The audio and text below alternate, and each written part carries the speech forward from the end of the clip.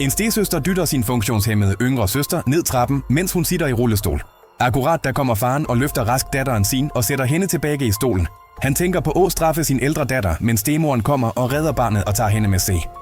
Næste dag ligger den yngre datteren på stolen. Da storesøsteren kommer dit og drikker juice, beder hun den ældre søsteren om at give hende lidt juice, men i stedet hælder storesøsteren juicen på hende. Stemoren og storesøsteren begynder at gøre nar af den yngre datteren og lader moren og datteren gå ud, og den funktionshæmmede datteren følger efter dem. Stemoren fortæller en politibetjent, som står i nærheden, at Jenta har stjålet pengene deres. Når politibetjenten ransakker Jenta, finder han penge hos hende. Jenta løber red væk og ender op med at crashe ind i en bil og falder bevidstløs. Moren og datteren føler sig lettet og tænker, at de nu er fri fra hende. De går bort til Jenta og begynder at lage lyd.